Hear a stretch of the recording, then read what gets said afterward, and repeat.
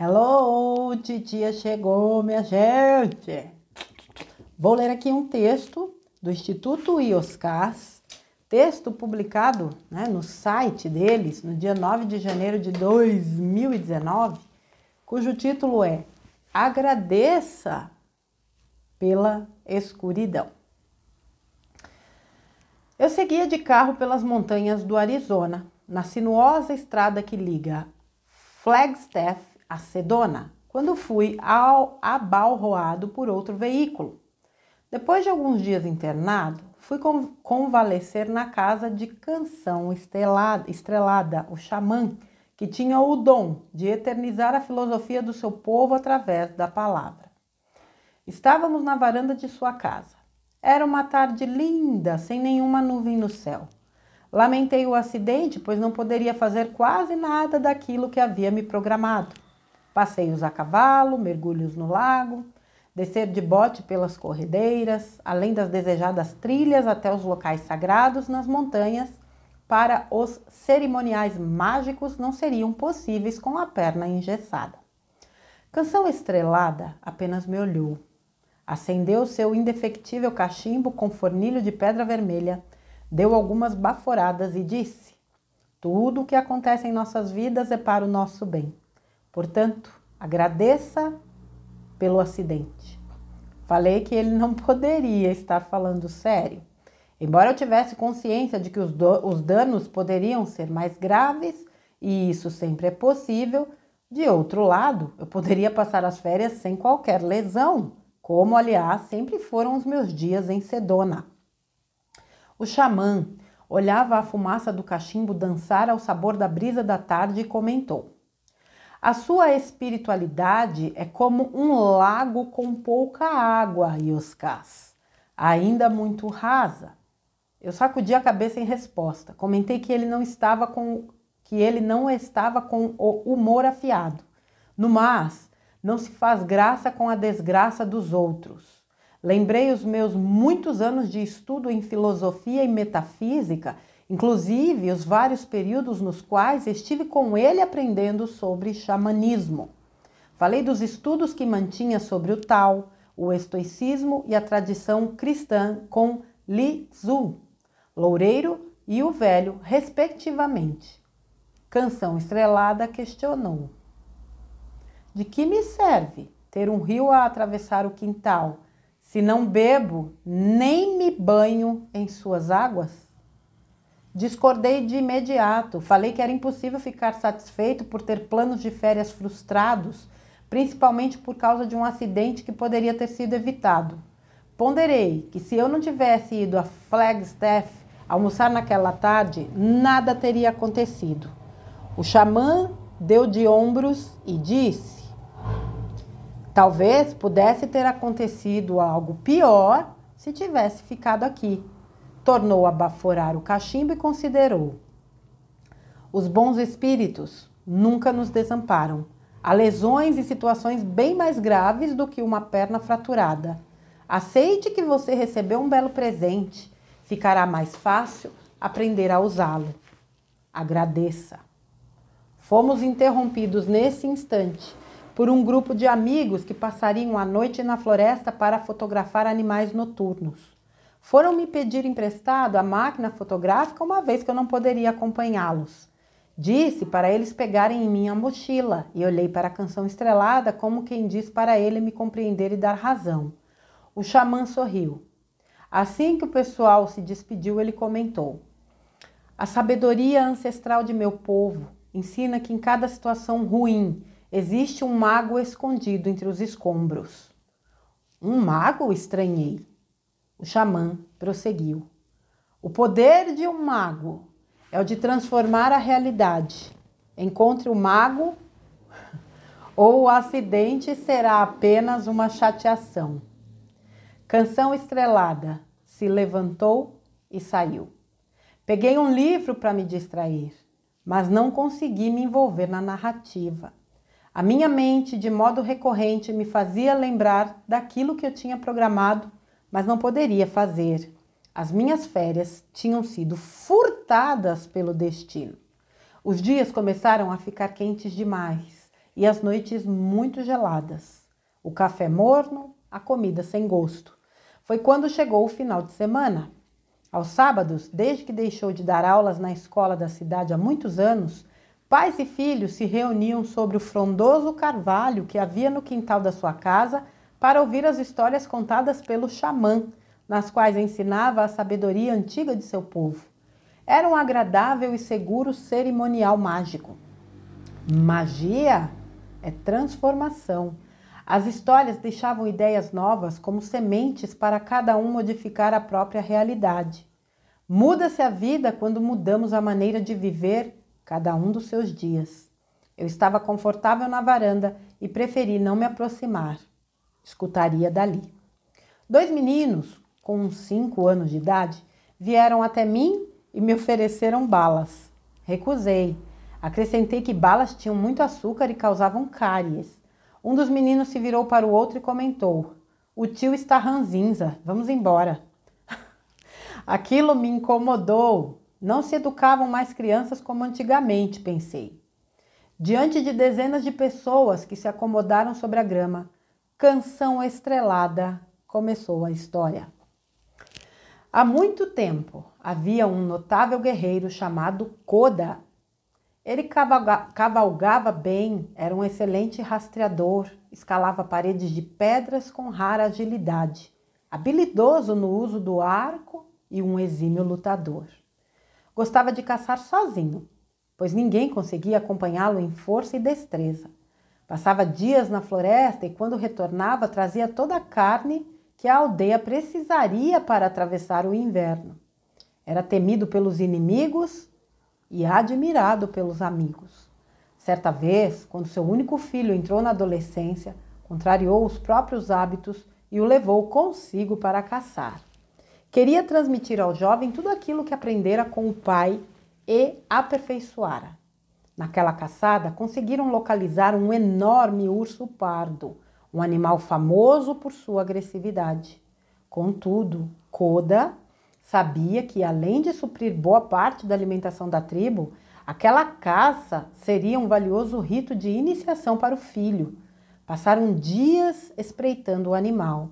Como era impossível enfrentar o urso em luta franca, esperavam um momento de descuido para um ataque definitivo.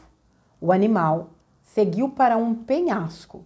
Koda sabia que era perigoso, pois poderia terminar acuado entre o urso e o abismo. Não costumava se deixar levar por essas situações, mas não queria decepcionar o filho. Já o imaginava usando um casaco confeccionado com aquela pele e um cordão feito com a enorme unha do urso, símbolos de coragem, habilidade e poder perante a tribo. Em determinado momento, o animal começou a descer o penhasco. Koda e o filho o acompanhavam a uma distância segura, quando, de repente, o urso inverteu o sentido para avançar rápido ao encontro de Koda e de seu filho. O rapaz se assustou e desequilibrou. Koda fez de tudo para segurá-lo e acabou também caindo. O filho bateu com a cabeça em uma pedra e foi direto para os braços do grande espírito. Pude perceber que alguns ouvintes tinham lágrimas nos olhos. O xamã então prosseguiu. Koda sobreviveu, porém, na queda, quebrou todos os dedos das mãos, além de ter dilacerado vários tendões. Nunca mais poderia lançar uma flecha, nem manusear um arco. Restara impossibilitado de caçar pelo resto de sua existência. Somada à dor de não mais exercitar aquilo que acreditava ser o seu dom, Koda estava envolvido em incomensurável tristeza pela partida repentina do filho amado. De uma única vez, perdera todas as coisas que alimentavam a sua vida. Quando ficou bom da fratura das mãos, embora restasse uma limitação definitiva para mexer os dedos, o que o impedia de fazer muitas coisas, outra fratura estava longe de cicatrizar. Localizada no coração, parecia impossível de curar, Isto o impedia a alegria dos dias. Para Koda, era improvável que um dia pudesse preencher o vazio que se instalara dentro de si. Certa noite de um inverno bem rigoroso, quando todos na aldeia dormiam, Koda saiu sozinho para a floresta sem avisar ninguém. Não levou alimentos, água ou mesmo um manto para se proteger do frio. Envolvido em incomensurável depressão, estava disposto a ir ao encontro do filho querido no mundo invisível do grande mistério. Foi para o mesmo penhasco do qual tinham despencado. Entendia que lá era a adequada plataforma de embarque. Recostou-se em uma pedra gelada pela baixa temperatura, se deixou adormecer pelo frio para que a noite o levasse. Quando acordasse, não estaria mais nesse mundo. Ocorre que o seu filho lhe apareceu em sonho. O jovem estava lindo e sorridente. Disse ao pai que estava bem e feliz. Explicou que cada pessoa tem o seu tempo de viagem em cada existência e é preciso não apenas respeitar, mas aproveitar cada dia. Partir antes da hora atrapalha o prosseguimento da viagem por levar de volta ao ponto de partida. Então, ao contrário do que Koda desejava, demoraria ainda mais para tornarem a estar juntos. Contudo, explicou que o coração é o lugar de muitas fontes de águas puras, fontes de amor e do perdão. O pai deveria se perdoar, pois ele não era culpado pelo que tinha acontecido. Tudo tem seu tempo. Explicou que também não deveria lamentar o destino. Sempre existe amor, sabedoria e justiça nos fatos da vida, embora tenhamos alguma dificuldade de entender muitas coisas antes do devido tempo. O tempo de expansão da consciência. Falou que todas as vezes que quisesse sentir a presença do filho, entoasse uma canção em sua lembrança, mas que fosse uma música alegre, pois o amor sem alegria não é amor. Acrescentou que o pai deveria voltar para a tribo e se reinventar. Koda respondeu que não conseguiria, pois tudo estava muito escuro em sua vida. O filho lhe respondeu: agradeça pela escuridão. Koda acordou assustado.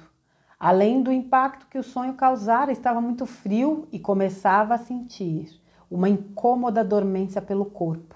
Morreria de hipotermia antes de voltar para a aldeia, conforme os conselhos do filho. Foi quando ouviu um estranho ruído. Era o enorme urso pardo, o mesmo do dia fatídico. Como não podia lutar nem correr, Koda apenas olhou para os olhos do animal. Em silêncio, pediu por misericórdia. Assim, ao invés de suicídio, uma morte involuntária poderia levá-lo ao encontro do filho. No entanto, o urso tinha compaixão em seu olhar. Ao contrário do desejo de Koda, o animal se deitou ao seu lado e o acolheu junto ao seu corpo quente, impedindo que o frio apagasse a luz da sua existência. O antigo guerreiro acordou com o sol alto da manhã. O urso não estava mais ao seu lado. Impressionado com os fatos da noite, Koda retornou à aldeia e relatou os acontecimentos fantásticos que havia vivido. As pessoas disseram que se tratava de uma boa história, mas pareciam não acreditar. Disseram para Koda que alguns sonhos parecem reais, mas são apenas sonhos. Alegaram que poderia se tratar de um delírio proveniente do frio extremo. No entanto, outras pessoas se aproximavam para ouvir. Embora também duvidassem da veracidade, perguntavam se ele sabia contar outras histórias, pois tinham se encantado com a maneira como ele narrara aquela. Juraram se sentir como se estivessem vivendo a trama. Koda se deu conta que gostava de contar histórias, e este talvez fosse o motivo pelo qual as contasse tão bem. Koda lembrou das antigas histórias ensinadas por suas avós. Havia sabedoria nelas. Na infância se divertia tentando encontrar as lições de cada uma. Passou a catalogar as histórias ancestrais do seu povo. Passo seguinte, começou a narrar as suas caçadas. Introduzia elementos de mistérios e fantasias, não apenas para torná-las mais interessantes, mas para ressaltar o absurdo da realidade que negamos em aceitar. O mais interessante foi perceber que, ao contar as histórias, também aprendia com elas. Havia mais lições do que se dera conta à época. Entendeu, então, como as histórias poderiam ajudar. Eram sementes de transformação pelos ensinamentos que transmitiam, inclusive e principalmente a ele mesmo. O tempo passou. Quando todos se deram conta, o guerreiro tinha se retirado de cena para que o sábio ocupasse o seu lugar no palco da vida. Descobriu que, em verdade, o guerreiro apenas existiu para municiar as histórias que um dia o sábio contaria. Ensinar era o seu genuíno dom. Koda se tornou um maravilhoso contador de histórias, um jardineiro de flores da evolução. A semente primordial foi a escuridão, que um dia, por tudo se fazer escuro ao extremo, lhe permitiu ver a luz da vida como nunca tinha percebido antes. Aprendeu a tocar tambor para acompanhar as canções ancestrais, que também eram maneiras de ilustrar as histórias. Algumas cantigas são como revistas em quadrinho, brincava. O contador de histórias viveu em inimaginável plenitude quando comparado aos dias nos quais se orgulhou por ser um exímio caçador. O acidente forçou a busca ao desconhecido que havia em si. Então se tornou encantado para sempre. Fez-se um silêncio absoluto. Uma adolescente pediu para falar. O xamã fez um gesto com a cabeça para que ela prosseguisse. A moça comentou: às vezes, quando tudo parece claro, temos dificuldades de enxergar onde está a luz. Quando tudo parece divertido, costumamos esquecer da necessidade de avançar e evoluir. Então, por ato de puro amor, a vida nos deixa na escuridão para que possamos entender como a luz se manifesta, nos movimenta e fortalece. Canção estrelada, sorriu em aprovação, franziu as sobrancelhas para a plateia e tornou a lembrar. Divertir-se é fundamental e ajuda a aliviar as tensões da existência. Porém, a existência da vida é a evolução. A essência da vida é a evolução. Porém, a essência da vida é a evolução. Em alguns períodos, seja por distração, seja por comodidade, perdemos a sensibilidade para localizar a luz. São os momentos que a escuridão chega para nos ajudar.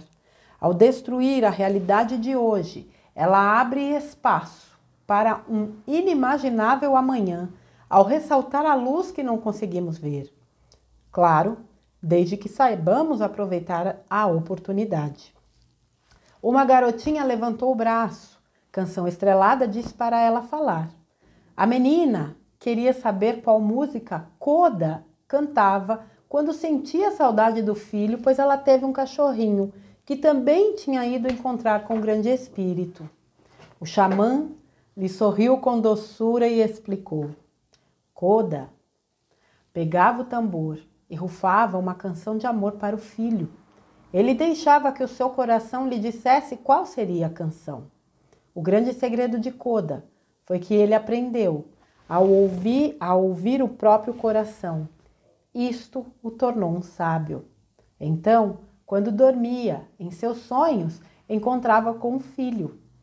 Eles conversavam, brincavam e riam. Koda acordava em paz. Passou a gostar de sentir saudade, o mesmo sentimento que antes dilacerava seu coração. Entendeu que era uma bonita manifestação de amor e ela, a saudade, os mantinha unidos. Como a saudade é uma manifestação de amor? sempre entoava canções alegres para o filho. A garotinha quis saber se todas as vezes que ele cantava para o filho acontecia o encontro. E o xamã esclareceu: não. Na verdade, o filho lhe apareceu poucas vezes nos sonhos. No entanto, o amor, além de atemporal, está em todos os lugares. Basta que o deixemos entrar. Ao cantar, Koda sentia a presença do filho e isso lhe trazia felicidade e paz. No mais, todas as vezes que Koda contava uma história de alguma maneira, também sentia o filho por perto, pois ele tinha sido a pedra angular da maravilhosa transformação que ocorrera em sua vida. A menina agradeceu e disse que aprenderia a escutar o seu coração para saber qual canção deveria cantar para sonhar com seu cãozinho. Emocionados, todos bateram palmas. Em seguida, comeram os lanches que levaram, conversaram bastante. Já era noite quando todos se foram. Sem dúvida, eu presenciara um cerimonial mágico, diferente daqueles vividos na floresta ou no alto da montanha, porém, igualmente poderoso pelas possibilidades de evolução que oferecia. Quando Canção Estrelada passou pela varanda, perguntei se aquela história tinha sido para mim, por causa do acidente.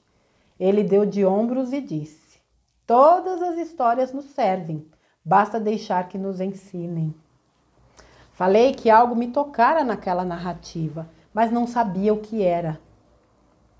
O xamã aconselhou: talvez seu coração queira lhe dizer alguma coisa. Para tanto, sugiro quietude e solidão. Canção Estrelada me ajudou a ir até a sala e me acomodou em uma confortável poltrona. Em seguida, me perguntou quais objetos chamavam a atenção aos meus olhos. Tinham muitas coisas ali. Falei das fotografias, dos quadros, dos móveis, de algumas relíquias sagradas que ficavam em uma mesa ao centro que servia de altar. Em seguida, ele desligou o interruptor da energia elétrica. Como era noite, tudo ficou escuro. Voltou a me perguntar o que me saltava aos olhos. De imediato, respondi que era a chama de uma pequena vela que era mantida acesa sobre uma cômoda. O xamã comentou: a chama da vela era uma luz que até pouco, diante de tantas coisas, escapara à sua percepção. Este é o poder da escuridão. Agradeça quando ela chegar, por mostrar onde está a luz que você não consegue ver. Não satisfeito, foi mais fundo. Apagou a chama da vela e tornou a perguntar o que me ressaltava aos olhos. De novo, na escuridão, falei que, por causa de um abajur aceso, percebi a luz que vinha por detrás das frestas da porta de um dos quartos da casa.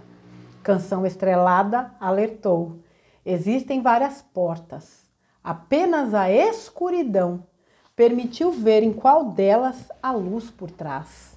Assim acontece na vida. Passei a noite sentado na poltrona da sala em reflexão.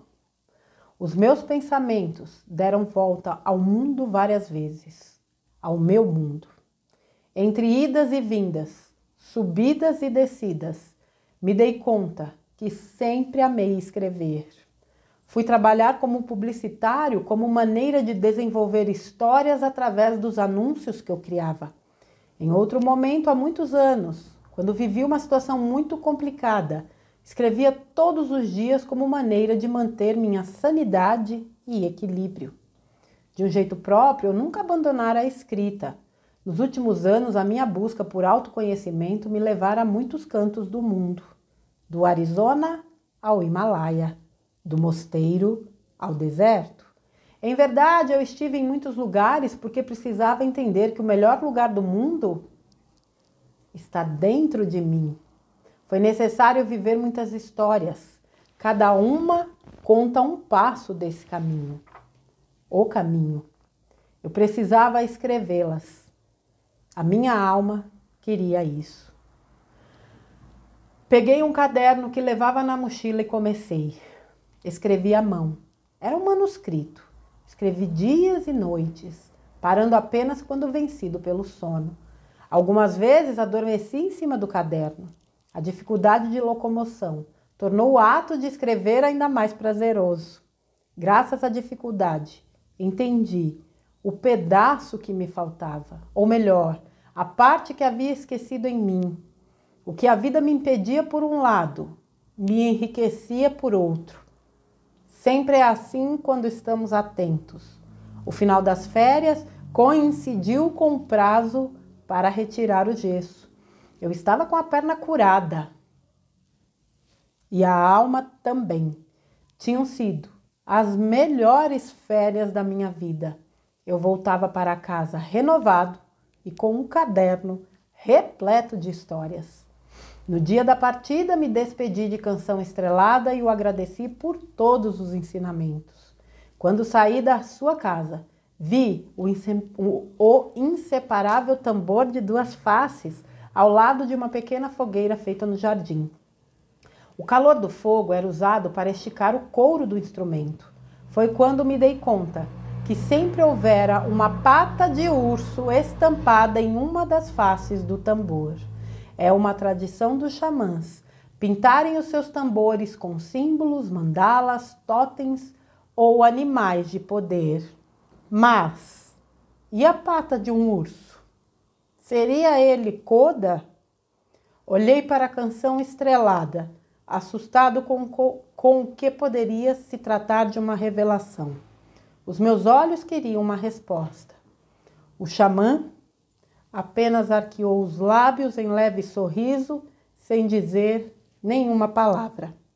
Percebi que em seu coração haviam feridas curadas pelo amor. Em suas mãos, as cicatrizes estavam apagadas pelo tempo. Um ano depois, os manuscritos do caderno se transformaram em manuscritos. O livro do Rio de Janeiro. Enviei um exemplar da primeira edição para a Canção Estrelada. Nele, uma dedicatória sincera. Obrigado por me mostrar o valor da escuridão. Apenas ali pude encontrar a luz que refletia da minha alma, mas eu não conseguia ver. A escuridão me ensinou a chegar à luz. Paradoxal? Não. A vida, por amor e sabedoria, nos fecha muitas estradas quando quer nos mostrar o caminho certo, o genuíno dom e um novo sonho. Ioscas. Vamos lá, gente. Menino do céu, não estava esperando por essa, não. É interessante que na hora que eu estava lendo aqui a história dele como contador, né, narrando que o Koda foi se encontrando como um contador, por um relance me veio à mente, nossa, será que é ele? Mas, enfim. Eu deixo aqui no link, eu deixo na descrição o link do Instituto Ioscas e lá vocês conseguem acessar a loja, né, onde vendem os livros. Mas vamos lá, gente do céu, o que eu vou falar, meu pai do céu? Eu acho que depois disso tudo que foi trazido aqui, todo ser humano atravessa um período de escuridão ou vários, e muitas vezes a gente atravessa aquilo que se denomina a noite escura da alma, e é um processo difícil, mas é justamente nesse momento que a gente tem facilidade ou que nós somos levados a acessar a nossa luz. Veja, todos os exemplos que ele deu aqui de luz, principalmente essa parte final, né, quando o Ioscas estava sentadinho lá e apagou a luz, ficou a luz da vela. Apagou a luz da vela, ficou aquela fresta daquela luz por debaixo da porta. Quer dizer, a luz só se faz visível muitas vezes para a gente na escuridão. Mas essa luz, essa questão da luz, nada mais é do que a nossa luz. É isso que esse texto está falando desde o início. É a nossa luz que precisa ser olhada, percebida.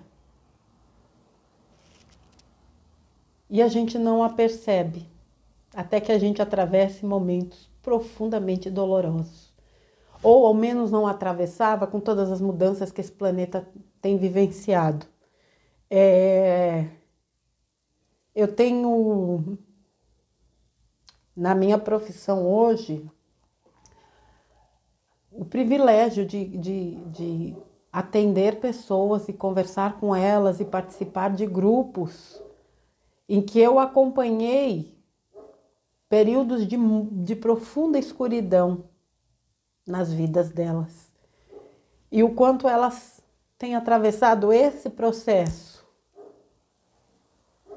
de perceber a sua luz, de acender, não é nem acender porque a luz de fato já está acesa, mas de perceber a sua luz. E uma vez percebida a luz que se é muito difícil retroceder nesse caminho, no sentido de se diminuir. Algumas vezes, algumas recaídas, algumas dúvidas fazem parte, mas a luz está lá para dizer: eu sou luz, você é luz, enfim. Gente, eu acho que esse foi o texto aqui. Eu já li textos dessa página muito emocionantes, mas sem sombra de dúvidas, esse conseguiu tocar fundo na alma.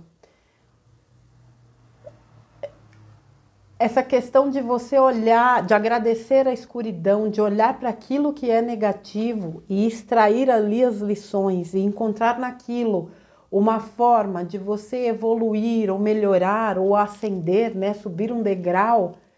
Gente, esse é o caminho. O poder de um mago é o de transformar a realidade. Encontre o mago ou o acidente será apenas uma chateação. Olhar para qualquer coisa de forma literal não nos dá amplitude do que aquilo de fato significa. Existem muitas situações pelas quais nós passamos na vida e se a gente não fizer esse exercício, tudo parece castigo, parece maldição, parece olho gordo do outro, é coisa... Não. Parou. A pergunta a pergunta não é por que comigo? A pergunta é o que é que essa situação está tentando me ensinar? Veja, a aparição do filho foi o ponto de virada para ele. E aquela questão do urso ter olhado para ele com compaixão e tê-lo aquecido, como dizem, né? Pode ser um delírio, mas é muito mais fácil para as pessoas justificarem pela lógica do que se permitirem ouvir o coração. Tudo é absolutamente possível àquele que crê. Inclusive um animal sentir compaixão. Quando a gente pensa em evolução de consciência, evolução dos reinos, que é o que está acontecendo agora, esse fato é absolutamente possível. Até porque havia todo um, entre aspas, roteiro para que esse pai encontrasse dentro de si o grande professor que ele é. E esse urso foi um instrumento, né? Um animal de poder e foi também um instrumento para que isso se manifestasse. Aliás, só um segundinho, gente. Eu tenho uma xamã na minha vida, que é a Eva, minha queridíssima Eva Marques, Evinha Marques. E ela me presenteou esses dias com um oráculo de cartas xamânicas, que muitas vezes eu concilio em alguns atendimentos que eu faço. E me veio aqui de puxar não, de ler para vocês justamente o significado da carta do urso, nesse oráculo tão fantástico. E eu vou ler aqui para vocês agora. A força de cura do urso reside em seu poder de introspecção. Esta força está situada na direção oeste da roda de cura da vida. O urso sai em busca do mel, da doçura da verdade, buscando-o no buraco do tronco de uma velha árvore. No inverno, quando a rainha do gelo começa a reinar e a face da morte parece recobrir a terra, o urso recolhe-se à sua caverna-ventre para hibernar e assimilar as experiências do ano que passou. Disse que os nossos objetivos também residem no oeste. Para atingi-los, concretizando os sonhos que carregamos no coração, devemos dominar a arte da introspecção. Para nos tornarmos como o urso e penetrarmos na segurança da caverna-ventre, temos que sintonizar com as energias da Mãe Eterna e passarmos a receber os alimentos da placenta do grande vazio. O grande vazio é o local no qual residem todas as soluções, em perfeita harmonia com todas as questões e os problemas que fazem parte da nossa vida. Se escolhemos acreditar que existem muitas perguntas a respeito da vida, precisamos acreditar também que existem respostas para essas questões em nosso interior. Todo e qualquer ser humano possui a capacidade de aquietar sua mente, de penetrar no silêncio para buscar as respostas e, por fim, saber. Viaje com o urso até a tranquilidade de sua caverna. Acompanhe-o, hiberne em seu silêncio. Passe a sonhar os seus próprios sonhos e realize-os. Depois, fortalecido, você estará pronto para descobrir o mel que o aguarda na árvore da vida. Veja que coisa mais linda. Eva, minha querida, eu nem preciso dizer do quanto você significa para mim. Todas as vezes que eu leio um texto aqui que é do Canção Estrelada, poxa vida, é em você. Você é a primeira pessoa que me vem à mente. Eu escolho os textos do Ioscas aleatoriamente. Eu não leio antes. Os textos dele, para mim, são como os do Vital. Eu não leio antes. E hoje, realmente, eu fiquei surpresa pelo desenrolar da história. E aqui está o urso. Essa introspecção, essa internalização, essa busca de respostas, como fez Koda, né? Especialmente quando subiu, embora ele subiu no intuito de dar cabo à própria vida, ele recebeu uma resposta que transformou a vida dele. E a partir daí, ele se deu conta do seu verdadeiro dom, que era o dom de ensinar. Quantos talentos, né, eu costumo dizer, quantos talentos nós temos desconhecidos e sequer cogitamos a possibilidade de possuir, e de repente a luz, né, a escuridão vem para que a gente acesse essa luz interior e a gente possa desenvolver essas habilidades. O guerreiro tinha se retirado de cena para que o sábio ocupasse o seu lugar no palco da vida, e descobriu que em verdade o guerreiro apenas existiu para municiar as histórias que um dia o sábio contaria. São etapas e ciclos da vida que a gente experiencia, e um vai sendo obviamente consequência do outro. As histórias que essa página traz na figura, né, do velho do mosteiro, do sapateiro, loureiro, né, o sapateiro, a bruxa Cleo, são fantásticas, né? Eu acredito que tenham personagens que eu ainda não li, mas as histórias desse xamã realmente, elas conseguem, não que as outras não consigam. Tem aquele texto da cura, que é a do sapateiro, aquele da bicicleta, que é fantástico. E aquele da misericórdia, o amor e a misericórdia, a luz do mundo é a misericórdia, pelo amor de Deus, que é do velho do mosteiro. Mas engraçado, a gente vai se identificando, né? A minha identificação maior realmente é com o personagem Canção Estrelada.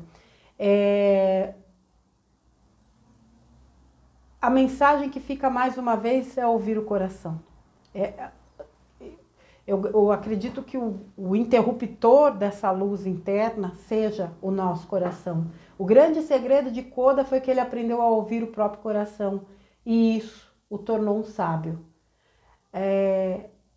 Ele sentia o filho não só no sonho, mas nos momentos em que ele contava as histórias, no momento em que ele cantava alegremente para o filho. Teve uma frase aqui, deixa eu ver se eu acho que eu printei, falando, né, do amor e da alegria.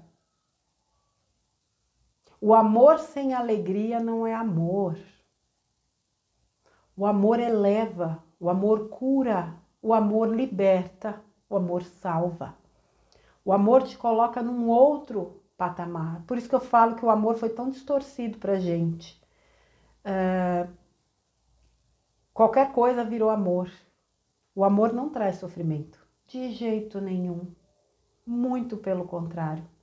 É o amor que nos livra do sofrimento. É o amor que cura as nossas dores. Por isso que é tão importante a gente trabalhar as nossas emoções, os nossos pensamentos.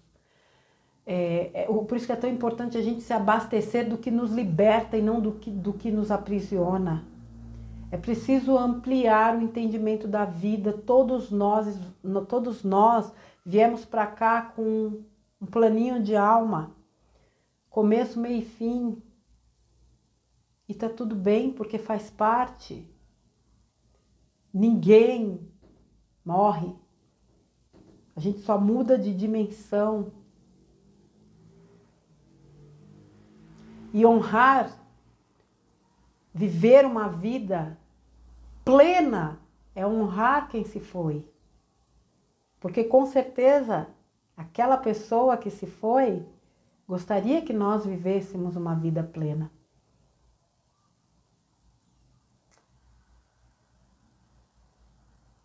Agradecer a escuridão é algo que muita gente não consegue entender. Mas com certeza, assimilar esse entendimento faz toda a diferença. Agradecer principalmente que quando essa escuridão vem, não é para mostrar a luz que está fora. É para te conscientizar da luz que está dentro de você. Eu vou reler aqui o agradecimento, né, do Yoskaz no livro Manuscritos, quando ele mandou para o Canção Estrelada, que disse o seguinte: obrigado por ter me mostrado o valor da escuridão. Apenas ali pude encontrar a luz que refletia da minha alma, mas eu não conseguia ver. A escuridão me ensinou a chegar à luz. Paradoxal? Não. A vida, por amor e sabedoria, nos fecha muitas estradas quando quer nos mostrar o caminho certo, o genuíno dom e um novo sonho. Então a vida fecha essas portas para que a gente enxergue a luz, a nossa própria luz, o caminho, o dom e novos sonhos. Porque a vida é muito sábia. Que a gente se jogue, como disse o texto da Claudinha, né, nesse rio do fluxo da vida e confie que nós estamos altamente amparados e que somos seres muito, muito amados e que apenas o amor é capaz de realmente nos resgatar. Eu deixo para vocês como um presente essa pérola que eu tenho certeza absoluta trouxe conforto para muita gente e que traga entendimento, luz e clareza para muitos outros. Eva, meu amor, gratidão, você sabe o quanto eu amo você. Que Deus abençoe a todos. Amanhã eu volto com mais um conteúdo. Um grande beijo com todo o meu amor, carinho e gratidão a vocês. Fiquem com Deus. Até amanhã.